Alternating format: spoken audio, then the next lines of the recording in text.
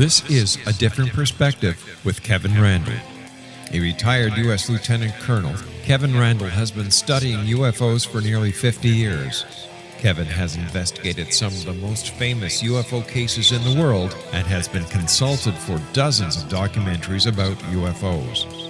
Considered one of the leading experts into the Roswell UFO crash of 1947, Kevin has written more than 25 books about UFOs, including the recently published Roswell in the 21st Century. Now, here is the host of A Different Perspective, Kevin Randle. And welcome to this edition of A Different Perspective. I'm Kevin Randle. Last week I had a rant at this point, but nothing has really annoyed me except some political stuff, and I really don't want to get into that on this program because there's enough of that out there already. I will say one thing, though, and it has nothing to do with politics. I do have two books coming out in the near future. One is a very updated version of the book on Project Moondust.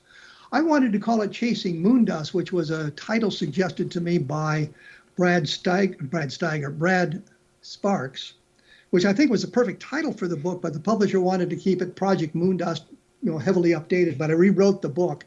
That'll be coming out, I think, in March of next year. And I just did a book on level land, and people, you heard me talk about level land all the time. It looks at it in depth with the electromagnetic effects and how there's been about 1,000 cases of car stallings or electromagnetic effects around the world since the beginning of this whole UFO thing.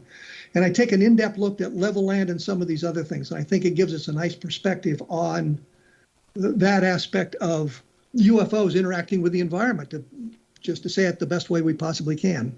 For those of you who were here last week, you remember I was talking to Mike Rogers about the Travis Walton abduction. I think we'd gotten pretty much through the whole thing and up to the point where there had been multiple polygraph tests. Travis Walton has reappeared. He's been on television. I'm sure you've seen him around somewhere.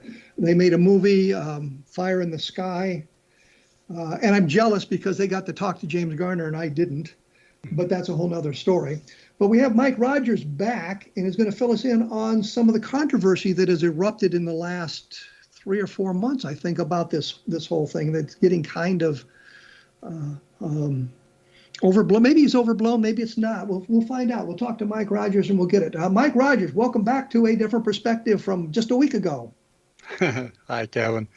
Yep. How you been in the last week? Oh, I just been napping.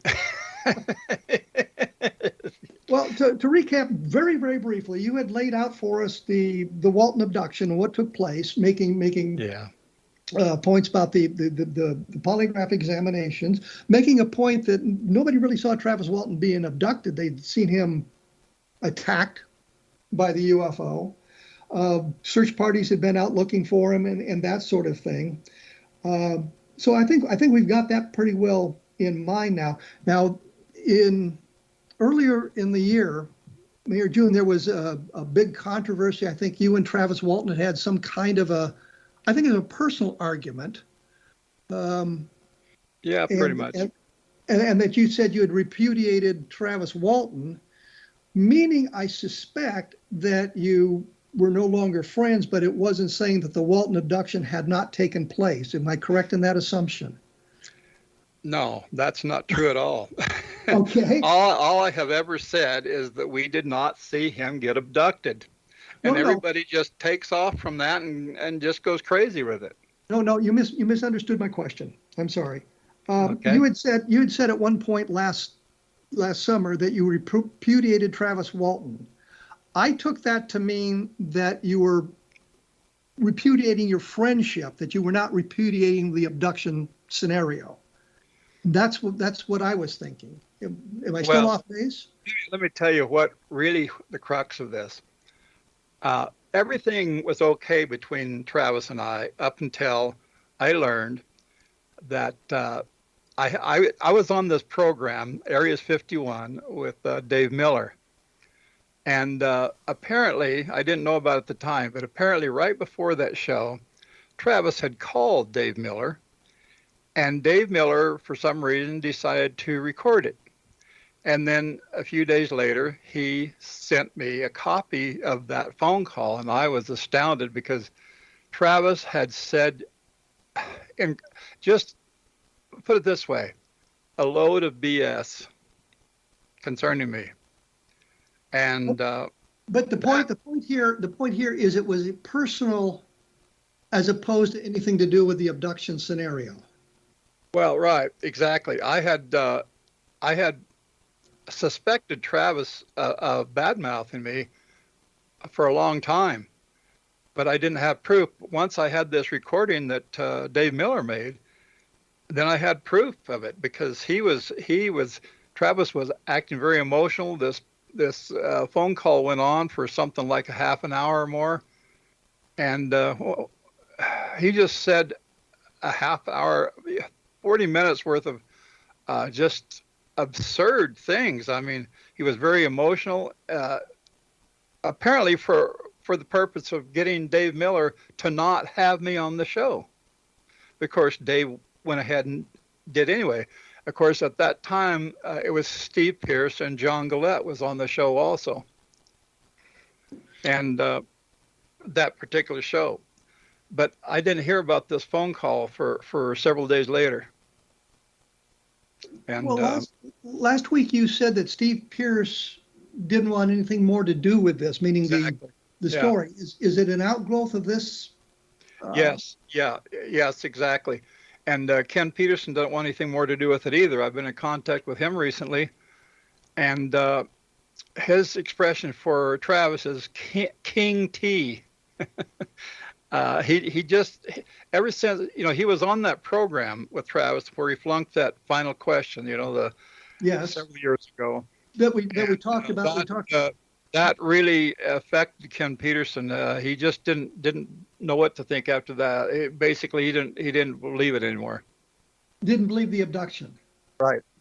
Didn't believe Travis's side of the story at all. But he was there for the event, right? Oh yeah, Ken Peterson was sitting right next to me when that happened. Precisely. So he saw the lights. He saw the object. Right. What does he think? What does he think happened? I mean, does he accept there was a UFO? He always believed. Of course, the initial incident was always very clear to all of us, but and he believed Travis's story right up until he was on that program, the moment of truth, where Travis Walton flunked that final question, and that just changed everything for Ken Peterson. And recently, Steve Pierce, of course, is affected by this phone. He also heard the phone call. He knows about the phone call, and so has Ken, and me, and that has greatly affected us.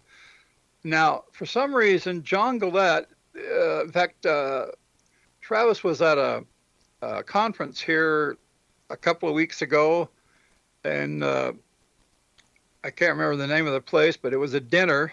They had a dinner. It was like a dinner on Sunday, and John Gillette was the only one that showed up for it. Because for some reason, John Gillette just thinks that Travis is a great guy. I don't know what's going on there.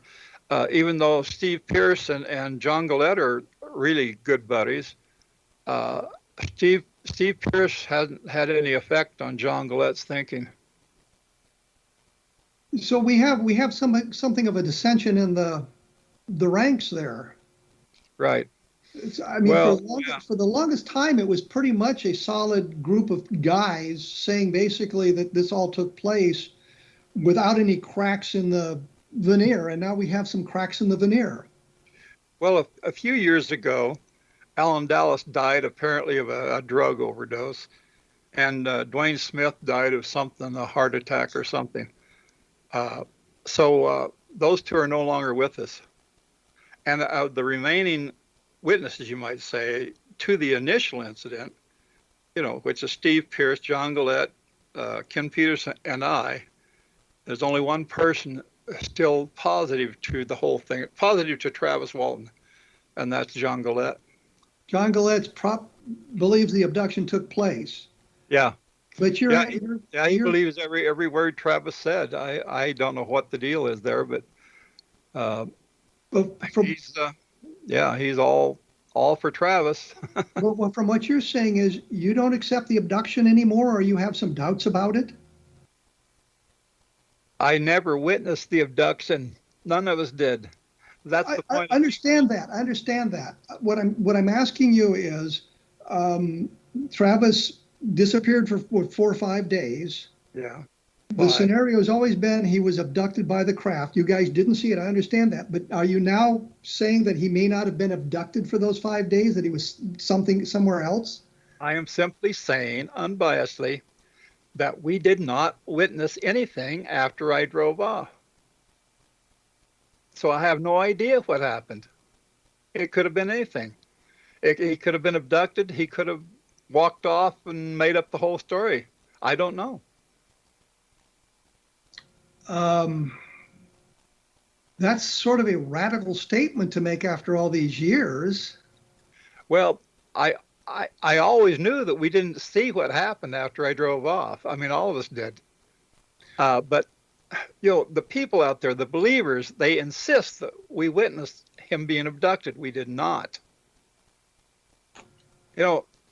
My program on KGRA was called The Realist, because that's exactly what I've always tried to be.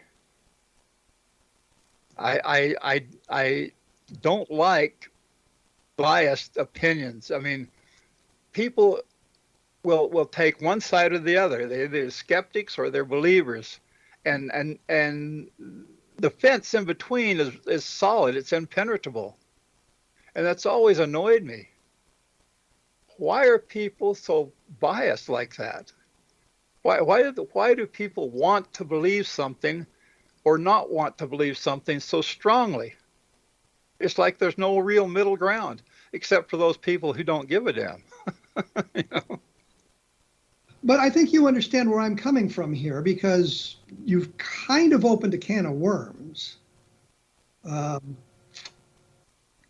it might disturb people that the truth is nobody saw him being abducted. Nobody saw anything after I drove off, after I hit the gas. Yes. And that is something that I think was clear in the beginning, based on the stories that were being told and what is in the book and that sort of thing, that you didn't see him abducted. You just saw, and you didn't see it, see him struck by the beam of light and knocked to the ground. Right. So the story was, he told, I guess, Dwayne first. Yeah. That he had been abducted. Yeah, Dwayne, his brother Dwayne, was the first person to hear anything from Travis, as far as I know. You'd said at one point, given the timing of Travis's memories, that he was only conscious for 15 or 20 minutes, if I got that close to right? Yeah, somewhere in there. It could have been 15 minutes, could have been a half an hour, but that's pretty close to, if you do a walkthrough, basically, if you kind of like envision a walkthrough of everything he described, I personally I came up with 12 minutes. It could have been as much as 30. I don't know. Okay. Let's take a break here, because unfortunately we have to. I'm here with Mike Rogers. We're talking about the Travis Walton abduction and some of the information that's come out recently, and some of the things that have been going on recently with the Walton abduction, especially in the last couple of months here, which is why I invited Mike back to the program, so we could kind of explore some of these things. As always, I will have more information on my blog at www.kevinrandle.blogspot.com, including a picture of the UFO painted by Mike Rogers, which is I can't say it enough. He's a very, very good, talented artist, and I think you need to look at some of that stuff. Okay. As I say, we'll be back right after this with more on Mike Rogers and Travis Walton, so please stick around.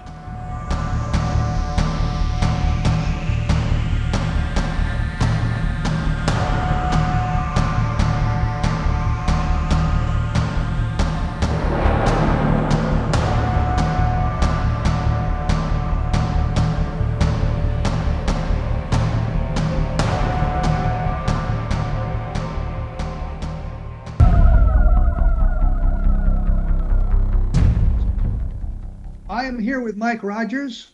Once again, we're practicing social distancing because apparently everybody's requiring it now again because 14 days wasn't enough to flatten the curve. Oh, I'm becoming political. Sorry about that. When we went away, we were kind of talking about the abduction and who was in the truck at the time and what their beliefs today are as opposed to what they were decades ago. If I understand what you've said, Mike, Steve Pierce is not convinced that Travis was abducted by aliens. Is that correct? Is that his opinion Right. now? Yeah, he's not certain now. Neither is Ken Peterson, and I just don't have an opinion really. It could have been anything because we just didn't see anything after I hit the gas. And one of you still believes everything Travis says. Yeah, John Gillette. Well, okay. In recent months, there's been a documentary that's being prepared about the Walton abduction. A fellow named Ryan Gordon, I think, was involved with that. You've had some interaction with him? Yeah, regretfully, yes. Now there is a on the Travel Channel coming up sometime in October. There's going to be a 2-hour documentary, which I'm in, and Travis is in. My sister Dana, Travis's brother Don, and I think they did some man on the street sort of things. We did it. I did an interview at a restaurant there in Snowflake, and of course we were out at the site the day before, and this was all. I don't remember the date, but it was like 4 months ago.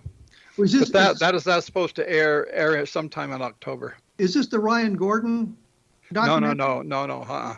This is Ryan Gordon is just a guy who is nobody, and he just popped out of nowhere. He tricked me, and he took me out to the site, and he claims that I did have a phone call with him. Okay, he called me on the phone, and I talked to him, but something happened to that. I won't accuse him of manipulation, but something happened. Okay. Those are not my words. That is not what I said. Okay, so the words are that you had said, according to a transcript that I've seen, and I've only seen a transcript, which is not the same thing as hearing it, that you believe the whole thing to be a hoax. That's not true? No, not even close. I remember telling this guy, Ryan Gordon, that Travis and I had discussed the skeptics' points of views several times in the following. In fact, specifically 1977. We didn't work in 1976, but we did in 1977. I remember talking to Travis, and one thing I remember telling him that we were talking at I had set my saw on a tree stump there, and we were gassing up or whatever, and we were discussing at that time what Philip Klass had to say, and a couple of other skeptics. Well, wait, let me interject here because I think it's important people understand this. Phil Klass was of the attitude that there has been no alien visitation, ergo anything that suggests otherwise must be wrong or a hoax. I mean, he was rabidly anti-UFO. Yeah, charming man when you met him that had nothing to do with UFOs, but when you started dealing with UFOs, he became absolutely rabid. Yeah.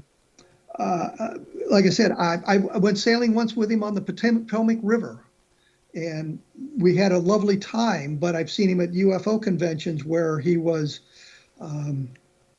I guess the rat in the birthday cake would be the best way to explain it. And was not above to shading the truth or misinterpreting information, or I'm not even sure he didn't make some stuff up, but that's Philip Klass, so we understand. Oh, he did. He made stuff up a number of times. So you were saying before I interrupted. What specifically? Tell me. Give me a clue. Well, we were talking about the attitudes of the people, and you were talking about how we have the skeptics on one side and the believers on the other side. Oh yeah. Well, like I said, it's like an impenetrable wall or Well, fence. you were talking Believers on one side and skeptics on the other, and there just is no convincing either side that they should take a look at the other side. You just don't get that. There's believers and then there's skeptics, and that's just all there is to it. And that's what I've learned. And I'm 74 years old, and that's the main thing I have learned out of all this living is that skeptics are skeptics and believers are believers, and that's all there is to it. Well, you were talking about you had met with Travis in '76. You hadn't worked. You had your saw in 1977, yeah. 1977, and you were talking to Travis at that point. I remember that specifically because we had stopped there at this stump, a rather large stump, and we were talking about what Philip Klass had said and whatnot. And this is what I was telling Ryan Gordon on the phone, and somehow he did something to the call, any third grader can digitally manipulate an audio recording. That's extremely easy. Anybody can do that has any knowledge of how to do it at all. I have a 10-year-old granddaughter that can do that. So what you're saying is this tape or this transcript in which you call the Walton abduction a hoax is some kind of a manipulated conversation. Yes, that's what I'm saying. And you never said anything like that? Nope. I remember talking to him on the phone and telling him about those things, but I did not admit to it being a hoax. I just did not. I remember a number of interviews I watched with Walter Hott from the public affairs officer at Roswell in 1947, and he being interviewed on a program, and I know they changed the question. I know the question he answered, but when you got to the program, they changed the question and it gave his answer a completely different context. And I didn't know how many people would be able to pick up on that because I happen to know Walter Hott. And I had talked to him about that very stuff. So I knew that they had manipulated the situation. Mm-hmm. I've had that done to me before. Other programs where TV shows where they would film it, and when the show aired, it was all different. It was spliced and whatever they did to make it look different than the way we presented it. Did you hear the tape where you allegedly said the thing was a hoax? I heard what he came up with afterwards, and it's not what I said, period. I mean, some of it is, of course, he used my words, but something was done to it. I don't know what, because I don't have the actual original recording. Of course I don't. He never supplied me. In fact, it took him 2 months to even come up with this different version. Well, you're familiar with what he's saying in his documentary, his research. Yeah. I've seen that. And that he's big on this Gentry Fire Lookout Tower being the UFO, which is absurd because from the site, even now that the trees are gone because of that big fire we had back in year 2001, I think it was. Even now, you cannot see Gentry Tower from the site. And that site is well documented. I mean, hundreds of people have been there. There have been TV programs done on that site. There's been, all the searchers, all the people that were there, the sheriff, everybody. Some of those people, of course, are no longer around, but very well documented. I have taken photographs of the site many times. And you can't see Gentry Tower from there, period. It's like almost 4 miles away. I think and I watched the interview that Erica Lux did with Ron Gordon, and his contention is, and please don't think that these are my words, his contention is that you guys moved the site, that after the light show for the UFO, when you went back out there, you went actually that very night, you went to a different location away from the Gentry Fire Tower. Oh, he's got everything all screwed around in his head. And you know what my opinion of Ryan Gordon is? He's just trying to make a name for himself because he was nobody before that. Nobody knew who the hell he was. So you are not a fan of his then? Heavens no. You know, I went to the site with him and I actually recorded it, but of course I haven't played that on my site. I mean, on my page, my Facebook page or anything, because just as sure as hell, he or whoever would say, "Oh, you digitally manipulated that." So what a person has in terms of an audio recording is meaningless. Literally meaningless. I mean, as far as like authenticity or something, you can change anything. Well, isn't Ryan Gordon kind of working with Travis Walton on this project? No, as far as I know. I mean, I have no idea. Ryan Gordon, I think, on the Erica's program, claimed that he's the producer of this remake. I asked Travis about that, and he said, "Hell no." In fact, when I first told Travis about Ryan Gordon, he says, "I have no memory of ever speaking to the guy." And then later on, Travis admitted that he said, "Yeah, I did talk to him." And I said, "Well, that was a year ago. I can understand and not remember certain things 46 years ago, back when the incident happened, but a year ago?" And he says, "Well, he says, I suppose you think your memory is perfect." I says, "Well, I can remember pretty well something as important as that a year ago, yeah."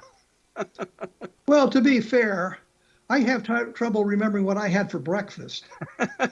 It depends on what you commit to memory, doesn't it?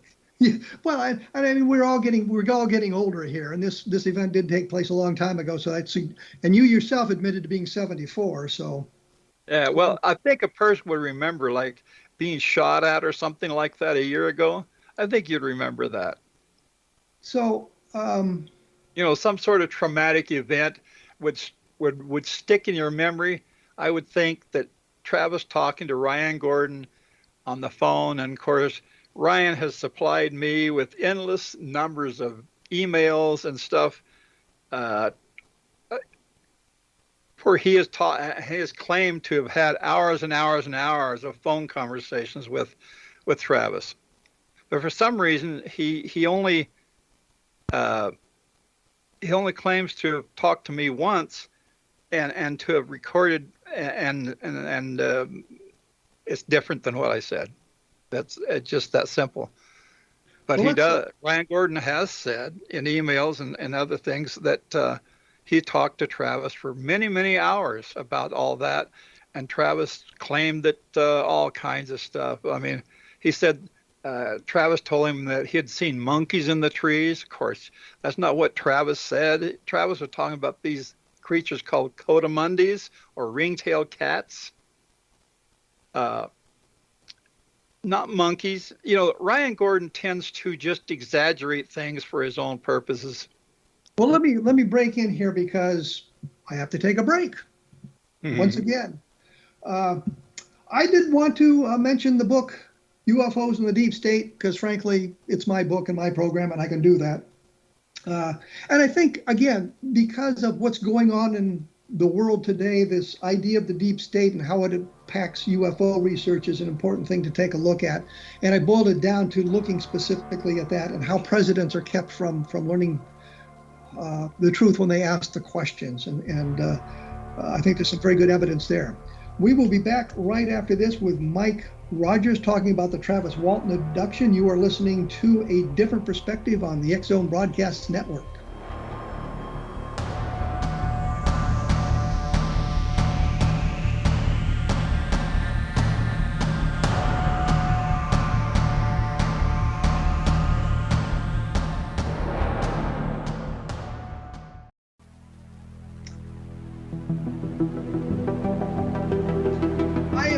with Mike Rogers. We're talking Travis Walton Abduction, of course. And just to make it clear, we are not in the same room. We are not in the same house, not in the same city, not in the same state. We are, in fact, in the same country, but we are social distanced. When we went away, we were kind of looking at some of the upcoming information that's being circulated about the Walton abduction. You mentioned a program on the Travel Channel that's coming up in October that you were a participant in. What was the attitude of the producers of that program as opposed to what maybe Ryan Gordon was doing? I don't think they have anything to do with Ryan Gordon. I really don't. No, I understand that. I'm saying we've got two separate things going on, but I wonder what their attitude was as opposed to what Ryan Gordon's attitude is with his production. Well, none of the producers of that show, and let's see, what's his name? David Connolly was the main producer that I talked to, and of course, what the heck is his name? That famous TV guy. He was there. Can't remember his name right now. Anyway, and of course all the lighting technicians and the camera guys and the sound guys and all that stuff, and gals. But what I'm thinking about, what was the tone of the program? What direction were they taking? I mean, when they're asking questions and you're sitting there in the interview, you kind of get a direction of what their thoughts are. They didn't really tell me what their direction was. I have no idea whether they're going to give a skeptical slant, a believing slant, or I tend to believe it's probably going to be like just a presentation. They're just going to throw it out there and let people think what they want. But you never talked to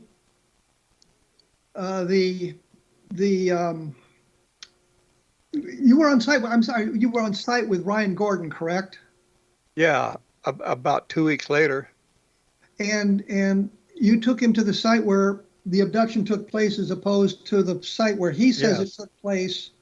Well, he took me to both places, and he was talking about the tower. And I at the time I was telling him, that's absurd. That's absurd. I told him, Ryan, that's absurd. You can't. I says, first of all, the tower is square, it's not round, and it's not and it doesn't fly. It can't fly away. and the thing that we saw was like 20 feet above the ground. The tower is up there somewhere around 100 feet off the ground, and I have never known a fire lookout tower to do anything but remain in one spot. Like I said, all he's after is trying to make a name for himself. That's it. But I think that he's interjecting into the case a note of skepticism, a mode of debunkery, if you will, about it, and that's going to damage the whole thing. And maybe that his goal to kind of make himself into the next UFO guy. Or the next Philip Klass. I've been able to debunk this case. I don't know about that. I haven't. I don't even mention him like on my Facebook page. I don't, or any other way. I'm talking about him here because you're mentioning him, but. But I'm mentioning because it's important that this information is out there now, and it's been out there for the last 6 or 8 weeks. And one of the things that's being said is that he's got a transcript of you calling the whole thing a hoax. And I think that's an important thing for us to take a look at, because I think what he can do is he can take his transcript, roll it up real tight, and stick it where the sun don't shine. Understood, but my point simply is we're talking about it because this is being circulated, and I think it's important that we get to the bottom of it by talking to some of the people who were directly involved. And from what you've told me here today, you've given, and I'm having a hard time phrasing this so it doesn't come across wrong, but you've suggested with the attitude of Steve Pierce, for example, that there is now some disbelief amongst those who were involved in the event that Travis was actually abducted. Right. You see what I'm saying? See, what I'm saying is that he only has one positive speaking witness remaining, and that's John Gillette. Yes. Well, and Travis, of course. Well, of course, Travis, he's always been on his own with his story, and he does make the most of it. He goes everywhere he can. He's traveled the world. He's gone, Travis has done his best to keep me out of everything he's done. And now he claims to be working on a remake, which, of course, he won't tell me anything about whatsoever. Nothing. A remake of? I guess, Fire in the Sky. I don't know what the hell he's talking about. Remake the movie. Movie. Yeah. But and no, I've had a lot of I don't know, you call them negative comments about that. But at one point, right here in my house, Travis said, "Mike, there is no remake." So, I don't know what the hell to think of it. I do know this. There's been a couple of programs, one in particular, and that was that TV was on the Sci-Fi Channel, TV program on the Sci-Fi Channel, Paranormal Witness. And our episode of that, which is called The Abduction, is about an hour and a half long, and nothing in this world could ever be more accurate or right on the money than that particular program. So, and of course you were involved in that program as well. Yeah. Mm-hmm. I think they paid me $300 to appear. I don't know. I have no idea what Travis made. According to the net, Travis is worth somewhere between $850,000 and $7 million, and I have no idea. Well, I don't believe that, because the last time I looked at one of the celebrity network sites on myself, it was 19 million. And I'm going, if I had $19 million, I'd be living a lot better than I am now. Well, it ranges from a low of 100,000 to 134 million, and it's all bogus. Well, I do know myself personally, just from the things I do know, he's probably worth that lower figure, 850,000. Well, that's a nice chunk of change, and he's made that based on his UFO experience. Right. Has he had any job other than being the UFO guy, the UFO lecturer? He's basically been retired for about the last 15, 20 years. Before that, he worked out at the paper mill in the used paper receiving section of the mill. I know that much. But since then, I don't think he's worked at anything except this particular. And of course, where you've written you've written something like 50 books or more. Travis has actually only written one book, even though years ago he used to tell me about all these different books he was going to write and stuff. He's really only written one book. Fire in the Sky had just simply had added to it about 75 or 80 pages added to it, which is basically putting down Philip Klass. Well, just to correct it, I stopped counting at 125 books. Okay. But that was my career. I was a writer. I wrote science fiction. I wrote action adventures. I got sucked into the UFO thing, writing UFO books on an accident. I preferred to write science fiction, but I don't have a science fiction book in the pipeline at the moment. They're all UFO books. But that's another argument for another day. Well, I've got several books on my slate, you might say. I haven't published any of them. I did get one. It was an ebook here like 6 years ago, but I never did advertise it, even though I had a show and could have done that on my show, but I wasn't proud of it. I basically did it to kind of push Travis. Well, let's kind of recap here where we are. And you've made it pretty clear that we have not, nobody saw Travis get abducted.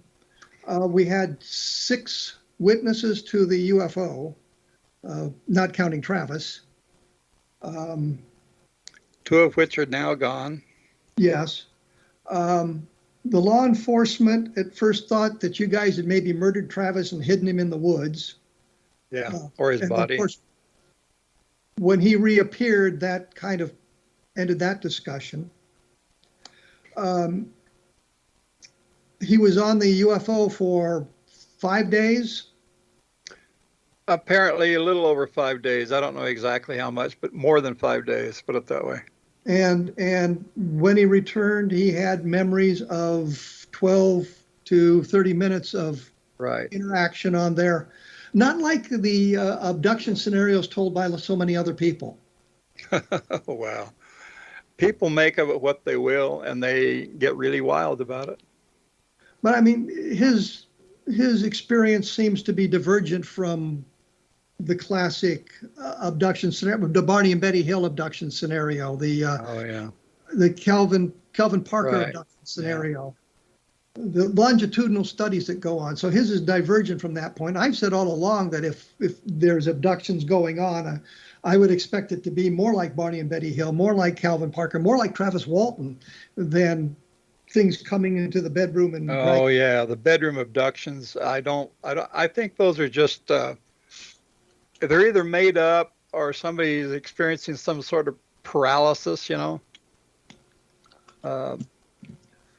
I don't believe those actually happen. But again, you know, I try to be unbiased, and so I really just, beyond that, I have no opinion. Let me ask. I think I've talked about this. Did it bother you greatly when Travis flunked that last question on the moment of truth? He didn't even tell me about that. I learned about that from Ken Peterson, who was on the program. And when I first time I learned about it was when Ken brought me and showed me a check for $5,000, which he had from that program, and he wanted me to help him cash it, which I did. I had a bank account. I took him down to the bank and helped him cash the check. And then with that money, part of that money, he had me help him locate a trailer, and we did. I think he paid $2,800 for a 32-foot travel trailer, and I towed it around various places for him. Well, but the question is, when you learned about that, what did you think when you learned about that? Well, I thought, okay. Oh, and Ken Peterson told me that he saw a check that Travis had been written from the program for $50,000. I thought, that's funny, because when I finally did see the program, he was supposedly made $25,000 from the program for flunking that test, basically. Okay, we're gonna have to take a break here. When we come back, I'll ask my question one more time, which is simply, what did you think when you heard that he had flunked the test? Not about the money involved in that sort of thing. We'll get down to that. And I should point out that I will have more information available on my blog at www.kevinrandle.blogspot.com. And as I say, I'll have some pictures from the Mike Rogers collection there so that you all can take a look at what the UFO looked like is the most important part, but the descriptions of the alien creatures that Travis Walton witnessed and that sort of thing. And I also want to mention there are other fine programs about the paranormal found at XZBN.net. That's the X Zone Broadcast Network.net. There's a list of programs on the website. You can scroll down, and I'm sure that you can find something that will excite you. Many, many things that will excite you, including the X Zone program itself, hosted by Rob McConnell. And of course, my second favorite program is A Different Perspective. We will be back right after this, so please stick around.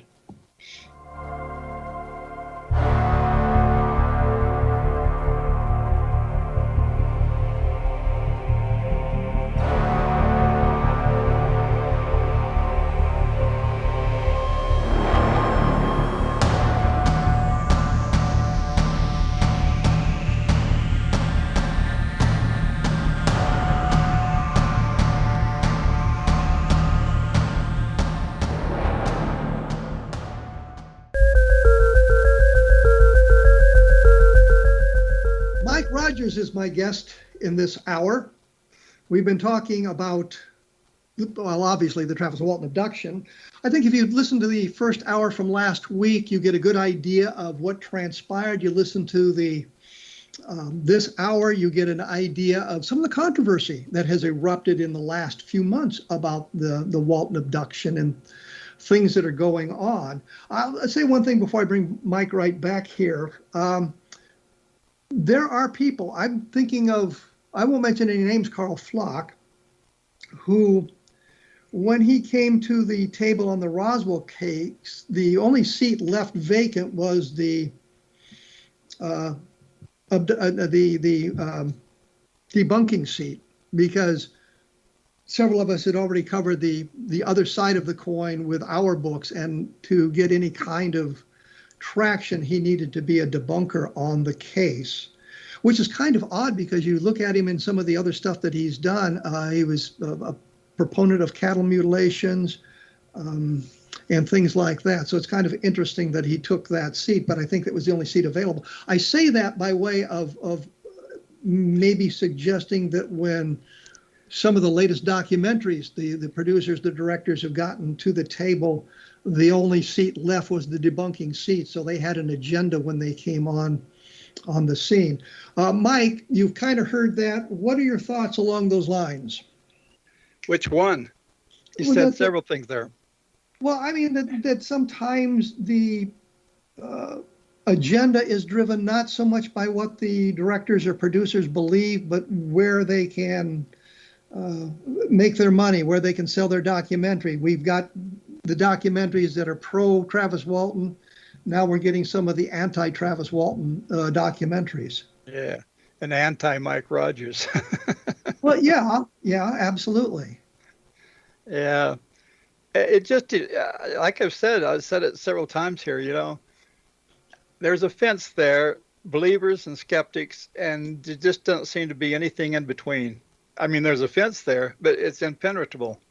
Believers are believers and skeptics are skeptics, and that's the way they present it, whatever it's a TV program or radio show, whatever. No, what I'm saying is that their agenda is driven not by being a debunker or a believer. Yeah, by the money. But driven basically by money. That's right. Money rules. Well, except for me, I don't have any. Did you get the feeling from, Ryan Gordon, that he had an agenda, or was he looking for, when you were with him, that he was looking for evidence? He wasn't ever looking for evidence. He already had his mind made up. He just didn't tell me that at first. I didn't learn about any of this stuff until about 2 months later, after I did go to the site with him. Okay. Well, when we went away, I had asked you your thoughts on when you learned that Travis had flunked the last question on the moment of truth. What did you think when you learned that he had flunked that last question? Actually, I didn't even see that program until I understand all that. Yeah. But you've learned at this point that he flunked the question. And what I want to know is what you thought when you heard that, what your first thoughts were when you learned that he had flunked that last question. Again, I don't know. I try to be unbiased about all this. I don't know what to think of it. Could mean anything. Could mean anything. I mean, the test could have been rigged, which is what Travis claims, or it could be legitimate. I don't know. I know that Ken Peterson was there, and he considers it to be a legitimate test, and that Travis flunked it. Well, we also know that he flunked the first test that he ever took. Right. And that the Lorenzens organized a second test, which he passed. And then Jack Black, I think, not Jack Black. Jerry Black. Jerry Black, thank you. Arranged another test in the mid-1990s. That was in '93, about a month before the movie came out, and I had to talk Travis into taking that test because he said they don't really mean anything because I supposedly flunked one, I supposedly passed one. He says he was just very reluctant. So I told him, I says, well, at this point, right now, the movie's already made. We already know when it's going to be aired. It's going to come out. It's going to hit the big screen.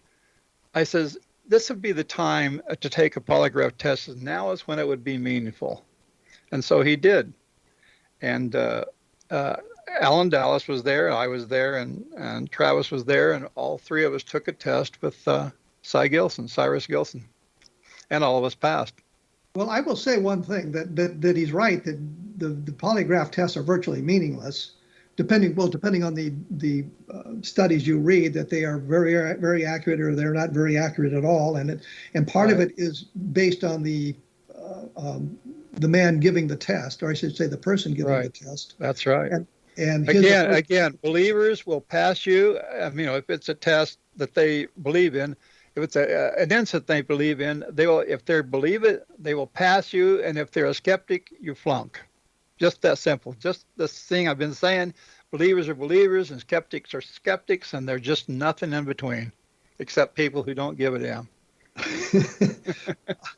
I try to maintain a narrow path of being unbiased, and sometimes I slip off the path, but I think we all do that periodically as well, no matter how unbiased we attempt to be, that our personal opinions do creep into our belief structure. Well, we've talked an awful lot about the Walton abduction. I guess the final question would be, what do you think about it in today's world? What's your mind like today? Oh, my mind right now is to talk to people like you whenever you want to. Other than that, I illustrate, and I'm busy writing a couple of different things right now. Nothing's published yet. Oh, one last thing is, like, the 9 original paintings you'll find in Travis's book, Fire in the Sky, are for sale now, and there's been a lot of interest.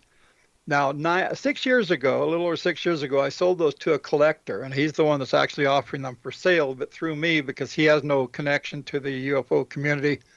I do, and there's been quite a bit of interest in it, but there's been no decisions made, because they're, of course, ultimately the decisions of the guy who actually owns them. But I guess my question really is, you've been through the event. You were there 40 years ago when it transpired. Almost 46 years ago. You've seen all the pros and all the cons. You've heard all the arguments. What do you think today? What's your opinion today? My opinion today is I thoroughly believe in the initial incident, because I was there, I saw it, and I have 6 other guys to back me up on that. As far as Travis's story, I have no idea, because that's his story. We didn't see him abducted. We didn't see what happened after I hit the gas and drove off. And that's basically it, because I try to be unbiased. Okay, fair enough. Well, Mike, we're getting up against the top of the hour once again. I want to thank you for taking your time once again to kind of enlighten us on the Walton abduction. Before we cut you loose, is there anything else you'd like to bring up? No. Something really. We haven't covered. Oh, there's lots and lots of stuff we haven't covered. But I don't know if it's important here. Okay. Well, Mike Rogers, I appreciate your time for the last couple of weeks as to sit down with us and chat about the abduction, and I appreciate your candor in some of this stuff. And we'll be looking for. Yeah, thank you, Kevin. We'll be looking for you on the Travel Channel in October, I guess it is. Yeah, somewhere in there. They haven't told me exactly when. We'll be looking for it. If I pick it up, I'll put it on my blog for the people to take a look at. Once again, Mike Rogers, thank you very much for being with me today on A Different Perspective. In the next few weeks, we're going to be talking to other people about UFOs, obviously, because that's what we do here. Next week, I'll be talking with Robert Schaefer. We had scheduled an interview with him, and I know I put it up on the blog a couple of times. And we had some technical issues, and I'll blame Robert, because frankly they were his. It was problems with the internet connection at his end, and we couldn't get it to work out quite right. So I told him we'd have him on again later on when those issues were kind of fixed. So we'll be talking to Robert Schaefer, and we're getting a skeptical point of view, because Robert's one of these people who doesn't believe in UFOs being extraterrestrial or alien spacecraft. I like Robert. I have recently had quite a bit of contact with him, and we've talked about various things, and he's a cool guy. He is a skeptic, though. And then an unsolicited opinion right there, folks, jumping in. Following Robert, we will have on Rob Mercer, and you people who've been around a different perspective for a long time remember him. He was the guy that bought a box of Project Blue Book records off Craigslist. And it turned out to be legitimate, and it led him to the last officer in charge of Blue Book, the guy who kind of wound it down after Hector Quintanilla had left. And he was able to gather a bunch more information. And one of the things he found, which was exciting, is he got an index. The index runs for literally hundreds of pages, all the sightings listed and with all the names of the witnesses. And in the version that was released to the public, the names were taken out. They're all redacted. He's got a copy of the index with the names all there. A fellow named Don Berliner and I had gone through the indexes prior to the names being redacted. I had a list of the names of all the people who had unidentified sightings, photo sightings, and physical evidence cases. So I could put the names back into some of that. And by going through the Project Blue Book files, you can put some of the names back. I rarely run into a case, and it's usually a case that's like 2 or 3 pages, where I can't figure out who the witness really was. But we'll be talking to him about his experiences with the Project Blue Book information, and we'll be looking at his UFO investigations, because he does more than just Project Blue Book. But just what makes me laugh is he would look periodically on Craigslist for UFO-related items, and this box came up for sale, and he bought it, and it turned out to be legitimate and led to some of the kind of a treasure trove of Project Blue Book information. A lot of that information, I think, was dumped prior to it being released to the public. Yes, we have all the files and things like that, but I think a lot of the information was also destroyed when they closed down Project Blue Book in 1969. Also in the future, I haven't got it arranged yet. I've talked to a number of people about coming on the program. We haven't got the dates alerted, but it runs the gamut again from skeptics to believers.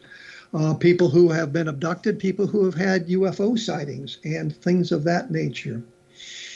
And I should point out that I have been doing more research into the Rendlesham Forest case because of some of the Project Blue Book, I'm sorry, the Project Moondust book that I had just completed. I updated the chapter on Rendlesham Forest because I'd had an opportunity to talk to John Burroughs and Jim Pedeston and Charles Halt about it, so I got their perspectives on that case as well. And so in the updated version of that book, a lot of that information comes out, and we straighten out the number of days that this thing really took place in 1980. So I think that's something to look for. That book will be out in March of next year. And as I say usually, that I try to provide additional information on my blog at www.kevinrandle.blogspot.com. Sometimes there is links to other websites so that you can take a look at additional information, kind of decide things for yourself. Sometimes it's just mainly what I've learned from talking to the guests that appears there as well, and maybe some points that need to be clarified or some points that need to be underscored so that you understand the complete discussion that went on there as well.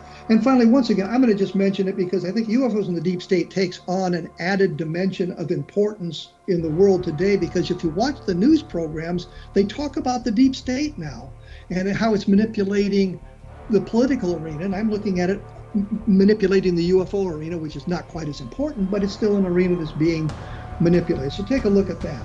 You have been listening to A Different Perspective on the X Zone Broadcast Network, and I'll be back in 167 hours with more incredible information. Thank you for tuning in.